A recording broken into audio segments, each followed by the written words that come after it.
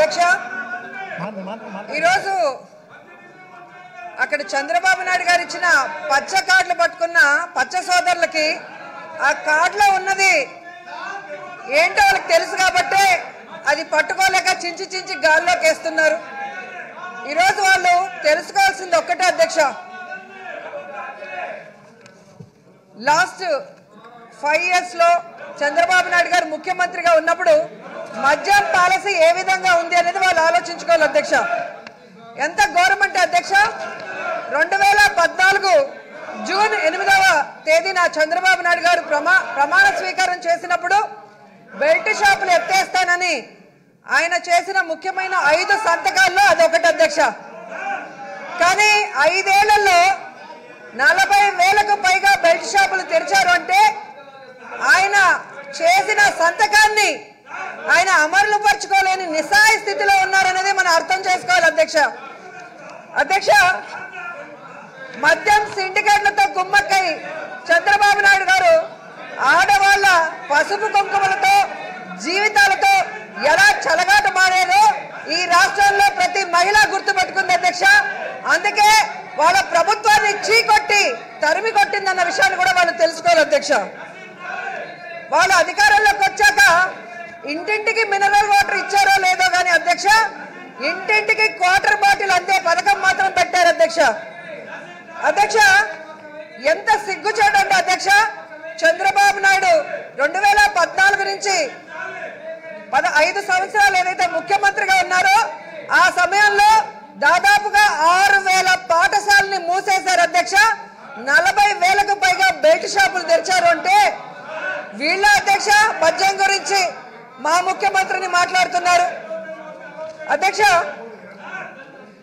గత 5 ఏళ్లలో మద్యం అమ్మకాలు లెక్కలు చూద్దాం అధ్యక్ష. వీళ్ళు మద్యం మాఫియాతో ఎంత కుమ్మక్కైపోయారంటే 2022 వరకు అనుమతులు ఇస్తూ 2017లోనే నిర్ణయం తీసుకున్నారు అధ్యక్ష. అంటే అధ్యక్ష మద్యం బార్ లైసెన్సులకి ఎవ్రీ ఇయర్ రెన్యువల్ చేయాలి. అలాంటిది 2022 వరకు వీళ్ళు రాసిచ్చారు అంటే మద్యం సిండికేట్ దారులతో ఎలా కుమ్మక్కై ఆడవాళ్ళ జీవితాన్ని నాశనం చేయాలని వాళ్ళు నిర్ణయం తీసుకున్నారో వాళ్ళు గుర్తించుకోవాలి అధ్యక్ష. అధ్యక్ష చంద్రబాబు నాయుడు గారు అధికారంలో ఉన్నప్పుడు ఏటీఎంలో ఎనీ టైం మనీ దొరికిందో లేదో కానీ అధ్యక్ష ఎనీ టైం మందు దొరికే విధంగా వాళ్ళు పరిపాలించారు అనటంలో ఎటువంటి సందేహం లేదు అధ్యక్ష. ఎప్పుడు చూసినా నా సీనియారిటీ చూడు నా సీనియారిటీ చూడు అంటారు అధ్యక్ష. అధ్యక్ష ఈయన 5 సంవత్సరాలలో 2014 నుంచి 5 సంవత్సరాలలో 75,000 కోట్ల మద్యాన్ని ఏర్లై పారించి ఈ రాష్ట్రాన్ని ఎలాంటి దుర్గతికి పట్టించారో మనం అందరం కూడా గమనించాలి అధ్యక్ష. అధ్యక్ష ఈరోజు నేను అడుగుతున్నాను అధ్యక్ష, వీళ్ళు మద్యం గురించి మాట్లాడుతుంటే పైన ఎన్టీఆర్ గారి ఆత్మ క్షోభిస్తోంది అధ్యక్ష. దయ్యాలు వేదాలు వల్లిస్తున్నాయని, ఆడవాళ్ళ జీవితాలు మెరుగుపరచాలని ఆ రోజు మద్యపాన నిషేధాన్ని ఎన్టీఆర్ గారు తీసుకొస్తే ఆయనకి వెన్నుపోటు పొడిచి ఆ అధికారాన్ని లాక్కున్న చంద్రబాబు నాయుడు ఆయన అధికారంలోకి రాగానే మద్యపాన నిషేధాన్ని ఎత్తేసి మద్యాన్ని ఏరులై పారించింది నిజం కాదని నేను అడుగుతున్నాను అధ్యక్ష. ఏ విధంగా బార్లు పెంచాడు, ఏ విధంగా బెల్ట్ షాపులు పెంచారో మనం కళ్ళారా చూసాం అధ్యక్ష.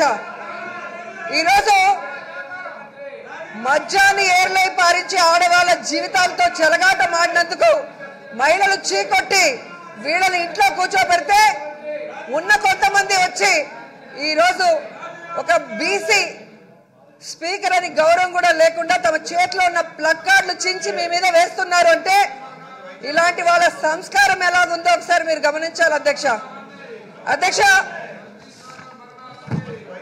మాటి మాటికి నేను సీనియర్ అని చెప్పుకునే చంద్రబాబు నాయుడు గారు అధికారంలో ఉన్నప్పుడు ఏం సాధించాలని నేను అడుగుతున్నాను అధ్యక్ష.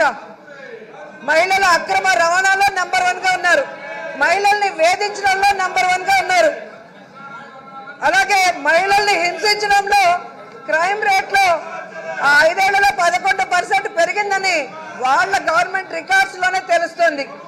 అలాగే బెల్ట్ షాపులు బడి గుడి అని లేకుండా సందు సందుకు పెట్టి ఎలా పేదవాడి రక్తాన్ని పీల్చారో అందరూ కూడా చూశారు అధ్యక్ష. కాబట్టి ఇక్కడ ఏదో చంద్రబాబు నాయుడిని మెప్పించడానికి సభను సమ్మించాలన్న ప్రయత్నం చేస్తున్నారు కానీ ఈ సెక్షన్స్ ఈ రాష్ట్ర ప్రజలకి చాలా ముఖ్యమైనవి.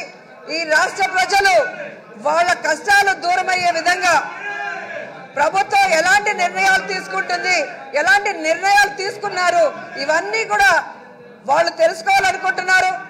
అలాగే వారి సమస్యలు ఏవైతే ఉన్నాయో అవి క్వశ్చన్స్ ద్వారా మేము అడిగి దానికి సొల్యూషన్ మేము వెతుకోవాల్సిన సమయంలో ఇలా సభా సమయాన్ని దుర్వినియోగం చేస్తున్న వీళ్ళకి బుద్ధి చెప్పాలని కోరుకుంటూ సెలవు తీసుకుంటున్నాను అధ్యక్ష.